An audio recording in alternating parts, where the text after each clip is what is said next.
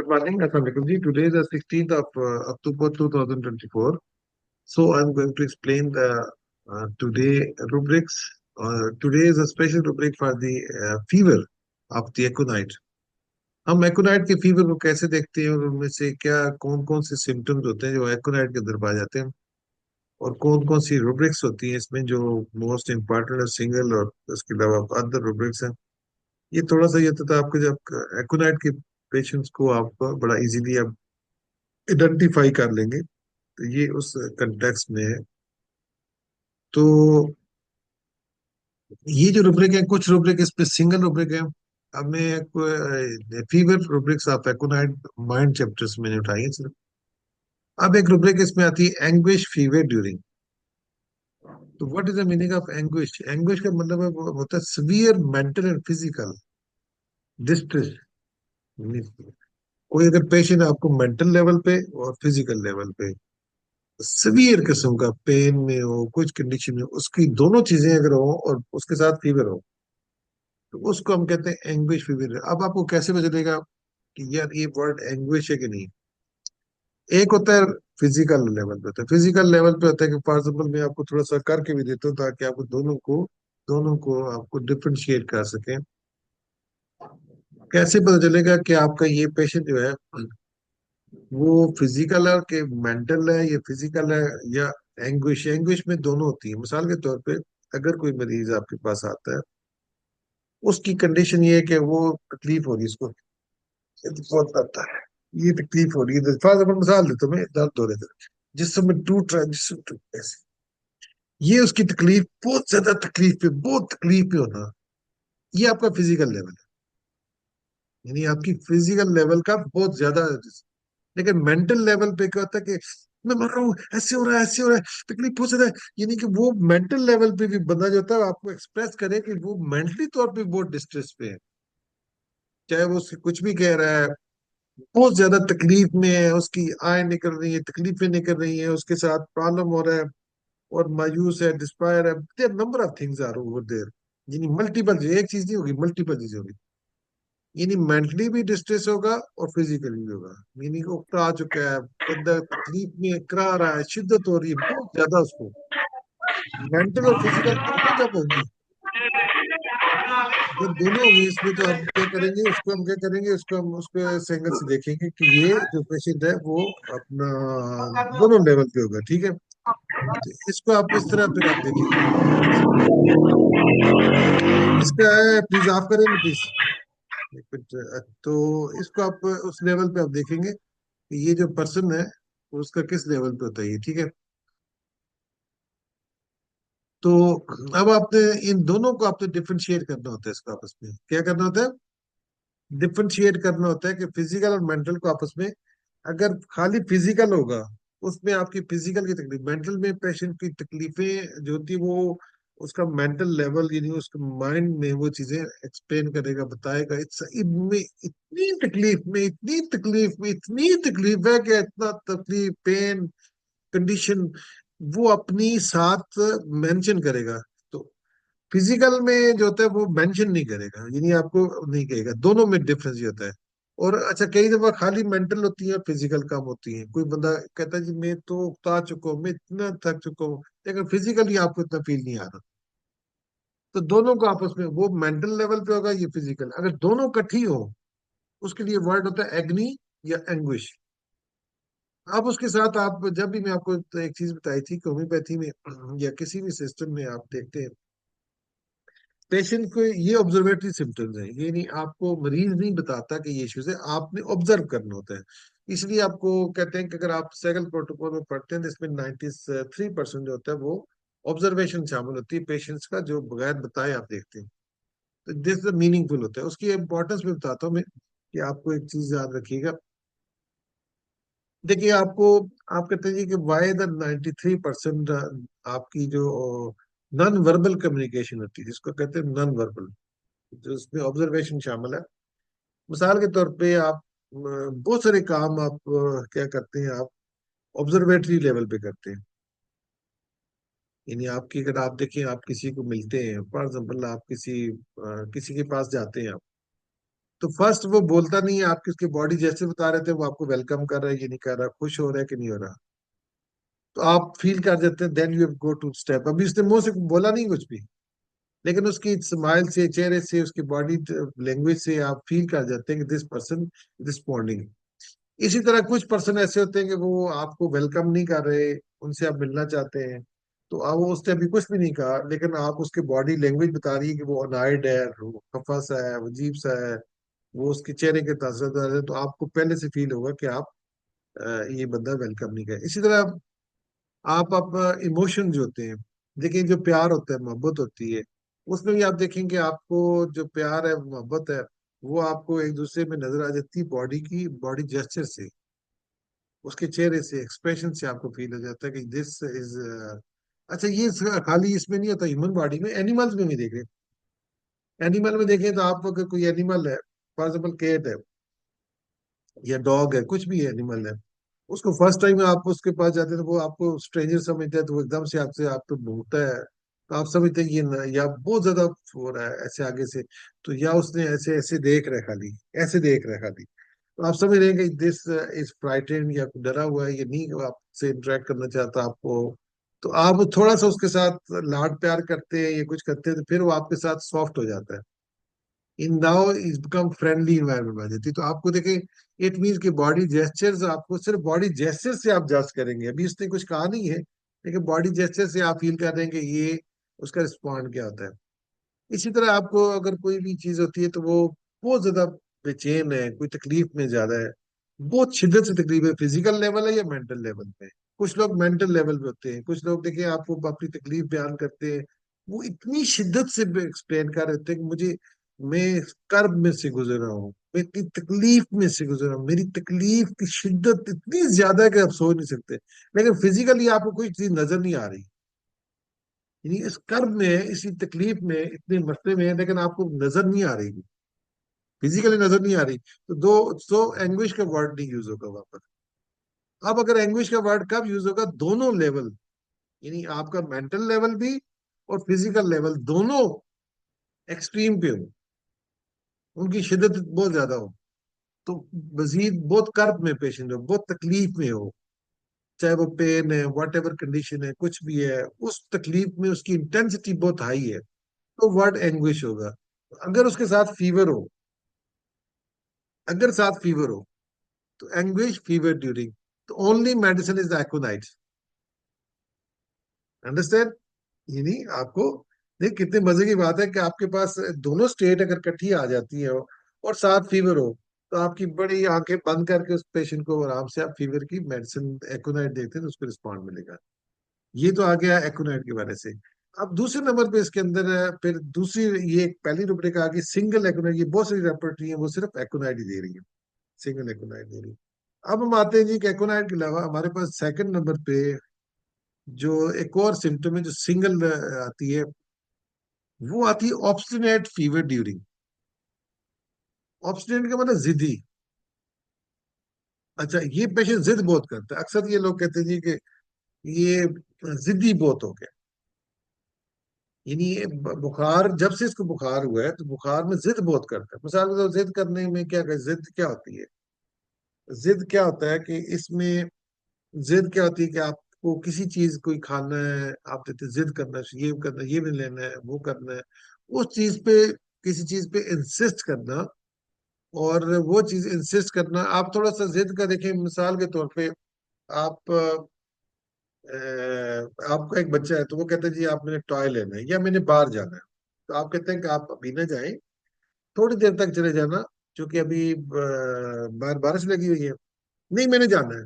आप फिर कहते हैं नहीं बेटा, बारिश लगी, तुम्हारी तबीयत ठीक नहीं है, बारिश है बाहर, अभी नहीं जाना, नहीं मैं जाना है।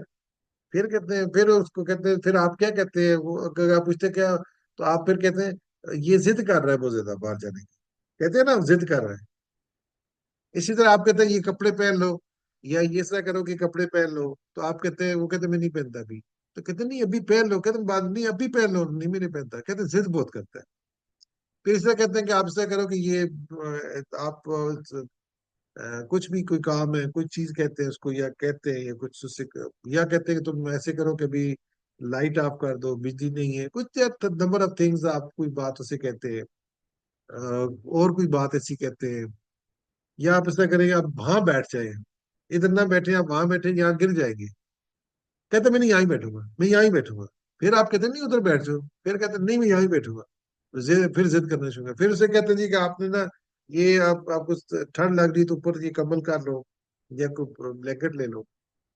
तो वो कहता नहीं, मैं नहीं लेता। फिर आप कहते हैं यार ले लो, बुखार हो जाएगा, कुछ तकलीफ पे तुम्हें से, नहीं मैं नहीं लेता। तो इस किस्म की बहुत सारी बातें होती हैं। आप जिद का, मैं आपको मिसालें इसलिए दे रहा हूँ कि आपको कई दफा बंदे भूल जाती है जिद की मिसालें क्या होती है ना। एग्जाम्पल जिद क्या होती है। तो जिद आप डेली लाइफ में आप बच्चों के साथ, बड़ों के साथ, तो वो जिद करते हैं, ठीक है, जिद होती है आपको। तो इस तरह होती है, कुछ चीजें ऐसी होती है कि आप फिर कई दफा आप कहते हैं आप यहाँ बैठे हुए तो आप इधर बैठ जाए ना। एक दफा आपने कहा, फिर दूसरी दफा, तीसरी दफा नहीं बैठता, मैं कहते नहीं बैठता, नहीं बैठता, बस उधर ही खड़ा हो गए, नहीं जिद करना शुरू कर दिया, मैं नहीं बैठता, नहीं बैठता, नहीं बैठता। फिर कहते बैठ जाओ, नहीं, नहीं बैठता। या तुम ऐसे ना करो, ऐसे दांत साफ कर लो, काफी दिन से नहीं साफ की, बीमारी में तो ये इश्यूज होते हैं, तो नहीं साफ करते। फिर कहते यार कर लो साफ, नहीं करते, कर लो, नहीं करता। टीका लगवा लो, ड्रिप लगाते हैं तो ये नहीं लगवाते, फलां करते हैं, या मैं ऐसे करता है, या मैं ये करूंगा, मैं यही करूंगा, मैं यही करूंगा, मैं यही करूंगा। उसको कहते हैं जिद करना। कई दफा क्या होता है जी, पेशेंट बीमार है तो वो कहता है जी मुझे कोई चीज चाहिए, पैसे चाहिए, ठीक है। तो कहते हैं कल मैं दे दूंगा, अभी तुम, मैं वैसे भी हॉस्पिटल में दाखिल हो, तुम्हें कल ले आऊंगा, नहीं अभी चाहिए। भाई क्या करोगे अभी, नहीं अभी चाहिए, तो कल करोगे, ले लेना, नहीं मुझे अभी चाहिए। इसको हम फिर क्या कहते हैं, जिद कर। इस किस्म की जो मसाले होती है ना, इसको अब, और साथ फीवर हो और बंदा जिद्दी हो। आपको पता ही है, जैसा अपना अजीज साहब जिद करते हैं, मैंने आज ही केस हल करना है, अभी हल करना है, ओ भाई कल कर लेना, अभी बच्चों की तरफ चले जाओ, कल नहीं, नहीं मैं अभी हल करना, नहीं मैंने अभी करना। तो कई दफा ऐसा होता है कि इनको बार बार मना करते नहीं मैं अभी करना है, तो इस तरह जिद ये भी करते हैं। तो उसको हम कहेंगे अगर साथ फीवर हो, फीवर नहीं था इनको लेकिन फीवर साथ हो, तो क्या करेंगे, ऑब्स्ट्रेट फीवर ड्यूरिंग होगा, ठीक है। Now you can take the, ये कितने मजे की रुब्रिक आपके पास आ गई थी। ऑब्स्ट्रेट फीवर ड्यूरिंग में सिर्फ एकोनाइट मेडिसिन आती है। अच्छा, उसके बाद हमारे पास एक रुब्रिक, तीसरी रुब्रिक हमारे पास, mind death presentment of the time fever during. अगर फीवर के दौरान क्या होगा कि पेशेंट ये प्रेजेंटमेंट आप प्रेडिक्ट द टाइम में, इतने बजे बस मुझे फीवर हुआ था, मैं कल 10 बजे, कल 11 बजे, कल शाम को इतने बजे, या मैं परसों, महीने बाद, 10 दिन बाद, 2 दिन बाद, 3 दिन बाद, उस टाइम बता दें इतने बजे मैं मर जाऊंगा। या फीवर फीवर के एक दिन बाद टाइम बता देते ना, कि जरूरी नहीं होता उसमें आपका डेट भी आ सकती है, उसमें फिगर एग्जैक्ट टाइम भी आ सकता है कुछ। उसके बाद उससे पहले भी उससे ये होता है कि ये टाइम मैं यहाँ से निकलूंगा मर जाऊंगा, तो इतना टाइम बताता है। तो ये साथ फीवर हो और साथ वो टाइम भी बता दे कि इतने बजे, कल इतने बजे, फलां बजे मैं मर जाऊंगा, ठीक है। ये बात अगर करता है और साथ फीवर हो, दोनों चीजें इकट्ठी हो, फीवर, तो सिर्फ एकोनाइट बंद होगा। तीन रुब्रिक जो होती है इसमें क्या आ रही है, सिंगल एकोनाइट की मेडिसिन आती है, जिसपे एकोनाइट के अंदर आप आराम से जस्टिफाई कर सकते हैं कि तीन सिम्टम अगर किसी मरीज में आते हैं और साथ फीवर होता है, तो आप तीनों के मुताबिक आपकी सिंगल एकोनाइट बन जाती है। उसके बाद फिर हमारे पास मेडिसिन रुब्रिक्स और भी है। रुब्रिक्स उसमें मैंने थोड़ी आपके लिए इकट्ठी किया, आप देखें यहाँ पर कुछ दो है, तीन है, ये तीन तीन चार चार। अब हम जाते हैं जिसमें दो मेडिसिन है। Anxiety fever during heat with. अब इसमें ये दो वर्ड आते हैं, फीवर और हीट। एंजाइटी फीवर ड्यूरिंग, उसके बाद दूसरा लफ्ज है हीट विदाउट। हीट विदाउट, अब आपको थोड़ा सा इसका मतलब क्या होता है, इसमें एकोनाइट और कैम्फर है। पेशेंट को पहली बात है टेंशन में होता है जी मुझे बुखार है, लेकिन उसका जिस्म से आप महसूस करते हैं कि उसको महसूस होता नहीं। फिर हीट नहीं होती जिसम में, हीट मीन होता है, हीट के दो लफ्ज होते हैं, देखें हीट का मतलब ये होता है, what is the meaning of fever और heat. Fever is the disease आती है, फीवर डिजीज से होती है, यानी इलनेस कोई होगी, जिसमें आपकी इलनेस होगी और उसके साथ टेम्परेचर राइज हो जाएगा, पीछे उसके पीछे कोई ना कोई इन्फेक्शन या कोई चीज पाई जाती है, उसमें आपका फीवर होता है। और कई दफा जिसम आप बंदा महसूस करता है लेकिन टेम्परेचर में नहीं आता। हीट में ही नहीं होता, खाली जिसम गर्म होना। और जिसम गर्म होने की बहुत सारी रीजन होती है। डॉक्टर आजम साहब को पता है कि हीट कौन कौन सी होती है। हीट गुस्से में भी हीट होता है। इसके अलावा दूसरा हीट भी होता है ना, एक और हीट भी होता है ना। बंदा वो बहुत गर्म हो गई है, वो बहुत गर्म हो गया। जिस तरह नहीं होता कि कुत्ती गर्म है, गाय गर्म है। सुनिए बात आपने। तो लोग क्या कहते हैं, बकरी गर्म है तो उसको आप ले जाएंगे अपने बकरे के पास। ये बातें सुनिए कि नहीं सुनिए आपने। ये वो वाली हीट भी होती है। अच्छा, मतलब ये भी होते हैं। यानी हीट का मतलब ये होता है कि आपका टेम्परेचर, जिस्म का वो वाला टेम्परेचर बढ़ जाना जिसकी इमोशन के साथ इन्वॉल्वमेंट होती है। ठीक है। इमोशन के साथ हो सकती है, फिर उसके पीछे ये फीवर की वजह से भी हीट भी हो सकती है, इमोशन की वजह से भी हो सकती है। इसके अलावा आपकी जाहिर इमोशन में आपको गुस्सा आप बहुत ज्यादा आए, जिस्म गर्म हो जाता है। ठीक है। तो इस किस्म की बहुत सारी मिसालें होती हैं कि वो, मैं एक मेरे पास एक लड़का होता था। वो कहता था जब मैं गर्म होता हूँ ना, बहुत ज्यादा गर्म होता हूँ दूसरे सेंस में, जिसको हॉट कहते हैं लेमन टंग में। हीट का लफ्ज एक हॉट होता है। वो कहता था मैं ऊपर ठंडा पानी डालता हूँ, शुर की आवाज आती है, इतना ज्यादा मैं गर्म हो जाता हूँ। तो वो भी हॉट होता है ना। तो उसमें वो हॉट का वर्ड होता है, लेकिन उसके पीछे क्या आता है, ये हॉट तो बेसिकली एक लेमन टर्म है। लेकिन अब हीट क्या होती है कि हीट जिस्म से निकल रही है। फिर इसके अलावा हीट की रीजन एक और ये भी होती है कि जिसमें जिस तरह आपका मेटाबॉलिक डिसऑर्डर्स होता है। जिस तरह मिसाल के तौर पे आप देखिए थायराइड, थायरोटॉक्सिकोसिस में जिस्म जो होता है वो हीट अप होता है। जिस्म हर वक्त, जिस्म जो होता है टेम्परेचर उसका राइज रहता है, वो भी हीट होती है। वो फीवर तो नहीं होता ना। अब आपने देखा है कि हाइपरथायराइडिज्म में T3 T4 लेवल जिनका ज्यादा होता है, हाइपरथायराइडिज्म, उसका मेटाबॉलिक जो होता है अपना कैटाबॉलिज्म ज्यादा हो रही होती है। और उसका टेम्परेचर जो होता ये है मार चीजें ज्यादा होता थोड़ी, है। हाँ उसमें हीट ज्यादा होगी, जिसमें आपका बहुत ज्यादा गर्म होगा चीजें। तो देखिए वो कहते हैं खाना इतना खाता रहता है, इतना खाता रहता है, वो चीजें कैटाबलाइज हो रहती है। उसमें भी क्या होता है कि हीट बॉडी की बढ़ जाती है। इस तरह और बहुत सारी ऐसे चीजें डिसऑर्डर्स हो सकते हैं जिनमें आपकी हीट टेम्परेचर आपका ज्यादा हो, तो उसको हीट कहते हैं। अब फीवर जो होता है, फीवर समथिंग एल्स, और हीट में फर्क होता है। फीवर कई दफा ऐसा आपको फील होता है, लेकिन आप जिस्म में हाथ लगाते हैं, जिस्म में नजर नहीं आता। लेकिन जिस्म कहता है जी मेरा, मुझे लग रहा है कैसे ये फीवर है। अब उसको टेंशन होती है फीवर, लेकिन आपके साथ हीट नहीं होती। यानी आप जिस्म में टेम्परेचर में नहीं आएगा, लेकिन बंदा ये मुझे मुझे वो कहता है जी डॉक्टर साहब मुझे बुखार है, लेकिन नजर नहीं आ रहा। अब उसमें दो मेडिसिन हमारे पास आ रही हैं। कौन कौन सी आ रही है, अब आप देखिए। एक आती है इसमें कैंफर आ रही है। और दूसरे नंबर पे हमारे पास क्या चीज है, ये लिखी है सारी। इसमें इसमें कैंफर और एक्रोनाइट दो मेडिसिन इसमें, ठीक है। अब ये रेपटी दो दे रही है। अच्छा, वो कहता है मुझे, उसको बंदे को टेंशन होती है, मुझे बुखार हो रहा है, लेकिन टेम्परेचर हीट नहीं है, टेम्परेचर नहीं आ रहा। ठीक है। इसमें भी आपकी ये दो मेडिसिन नजर आते हैं। उसके बाद आती है तीसरी मेडिसिन रुब्रिक आती है, thoughts rapid quick fever during. Aconite, chamomilla और कॉफी, तीन मेडिसिन आती है। अब क्या होता है कि बंदे की सोचें बहुत जल्दी से सोचे, रैपिड एंड क्विक। यानी उसको सोचें आती है। मतलब सोच क्या होता है कि अब एक सोच ये आ रही है, मुझे उधर जाना है, अच्छा ये सोच आ रही है, ये सोच आ रही है, ये सोच आ रही है, सोचों पे सोचे। यानी एक होता है ना कि यार तुम इतना क्विकली काम, जैसे मिसाल के तौर पे आपको मैं बताता हूँ ना कि इसको आप कैसे इंटरप्रेट कैसे करेंगे। कहता है डॉक्टर साहब बुखार हुआ है, तो सोचे आ रही हैं बहुत तेजी से। अब कैसे सोचे आ रही हैं, मिसाल के तौर पे डॉक्टर अली साहब बैठे जी, मैंने सुबह जाना है जी, पिंडी जाना है। अच्छा थोड़ी देर बाद, नहीं नहीं मैंने पेशावर जाना है यार, वो मैंने पढ़ना था। अच्छा बच्चे को दाना दिलाना है, अच्छा ये करना है, अच्छा वो करना है, अच्छा ये करना है, अच्छा वो करना है। अब ये यानी कि आपने एक वक्त में आपको इतनी ज्यादा सोचे आना शुरू हुई ना, और साथ फीवर हो रहा है। यानी आपको मल्टीपल, अच्छा मैंने क्लिनिक को मुझे खोलना भी है, अच्छा उसको टाइम ही दिया हुआ है। जरा आपके डेली के मैटर्स ही होते हैं, वो जो रूटीन होते हैं, या और कोई बातें भी हो सकती है। यानी आपको इतनी ज्यादा सोचे आना शुरू हो जाती है। तो आप पूछते हैं कि बताइए आपको क्या हो रहा है।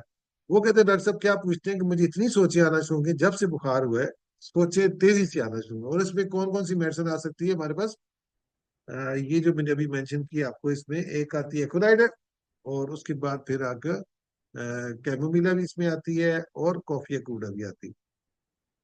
उसके बाद एक और बड़ी खूबसूरत है, फूलिश बिहेवियर फीवर ड्यूरिंग एकोनाइड, और एक और मेडिसिन है ये CIC और पैरम्पास आती है। तो ये जो रुब्रिक्स हैं, इनको हम कैसे समझेंगे कि ये जो रुब्रिक है क्या कहते हैं अपना फूलिश बिहेवियर की, ठीक है।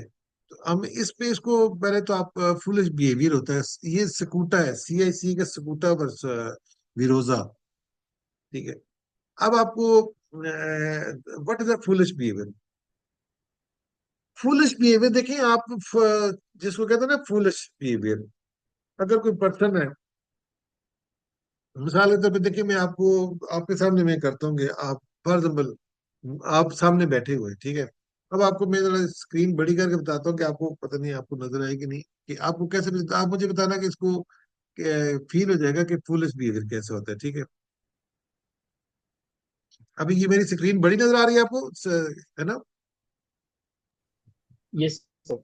ठीक है। यस अब सर। ये मेरे पास स्पेक्टिकल्स है, ठीक है।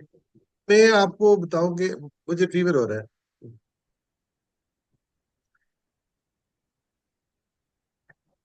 ये मैं ऐसे करना शुरू कर दिया, ठीक है।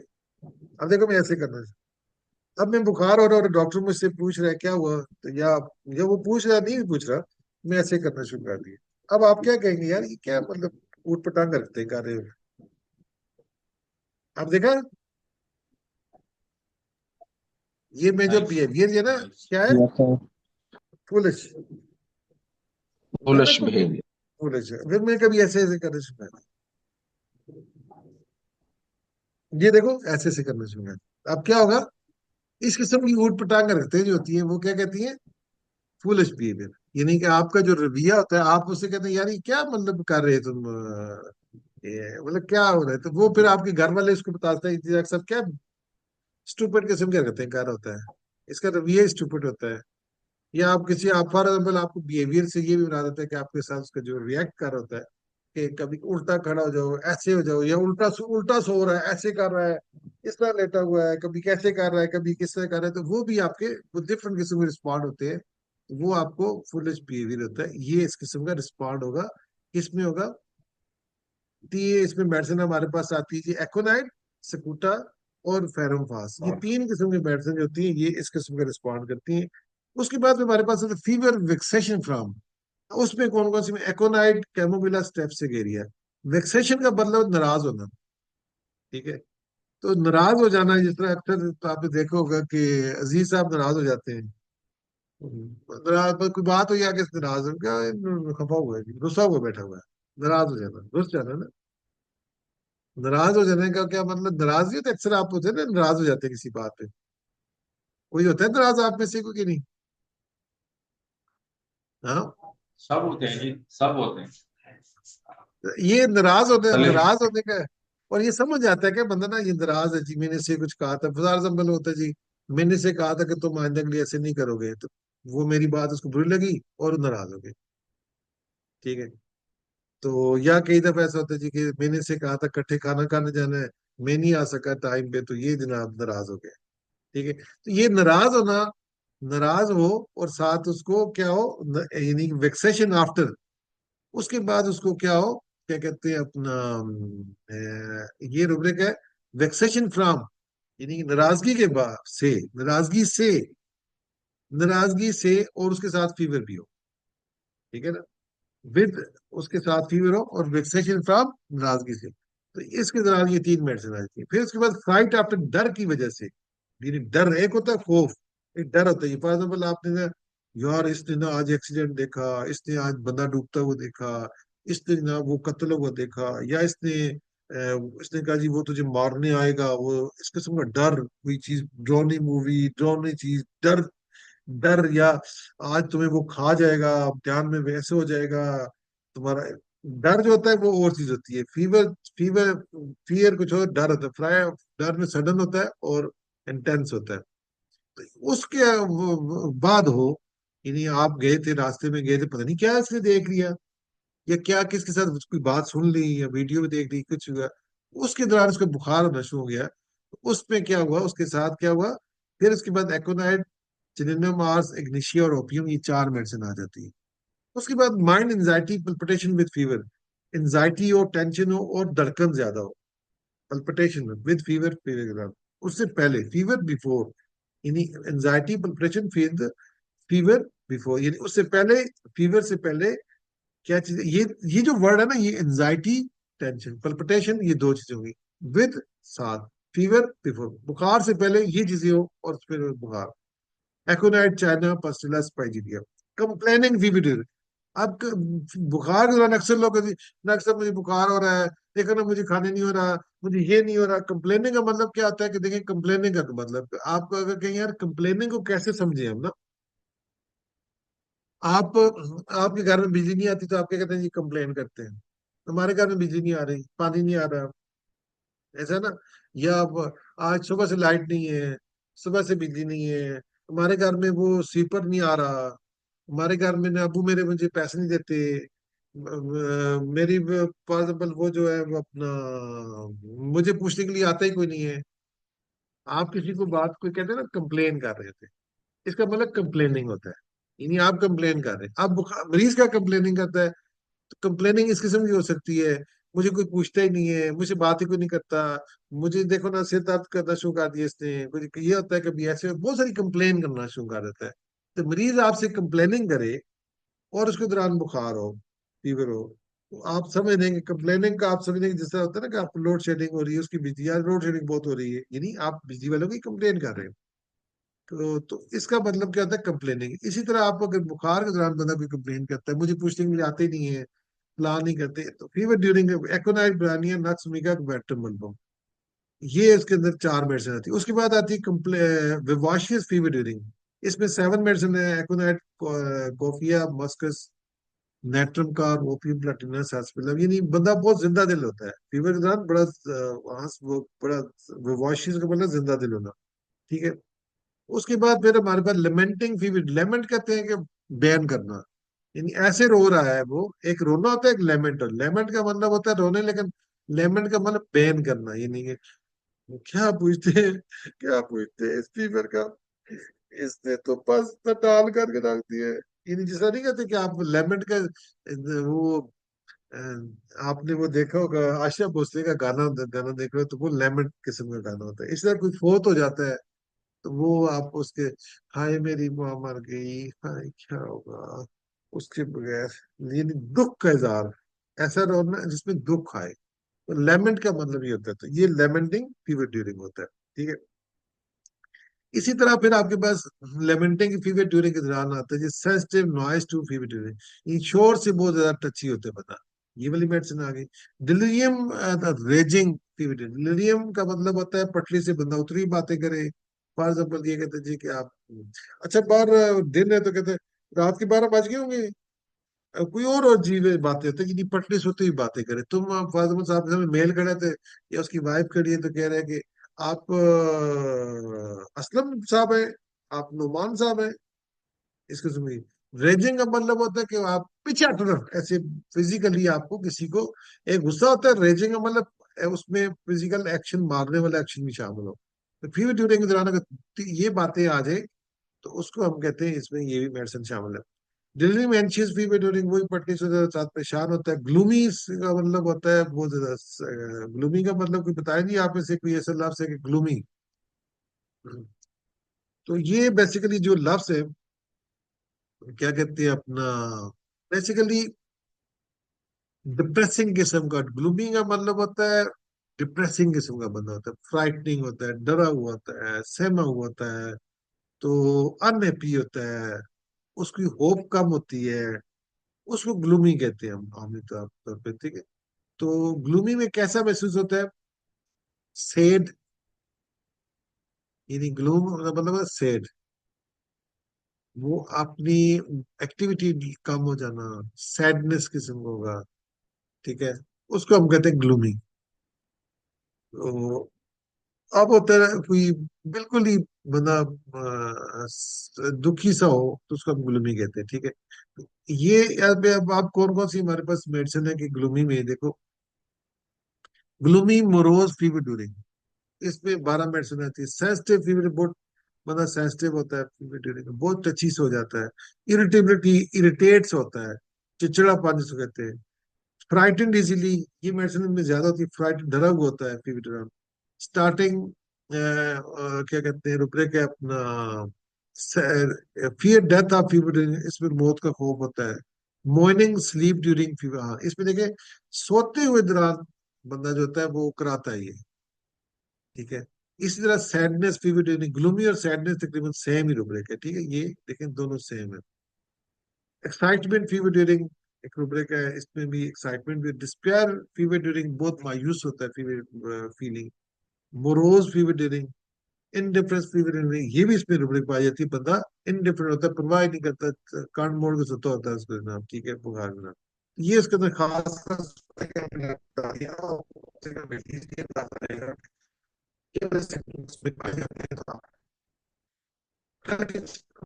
फीवर के सिम्टम्स आज मैंने एक्सप्लेन कर दिए, फीवर के क्या क्या होते हैं।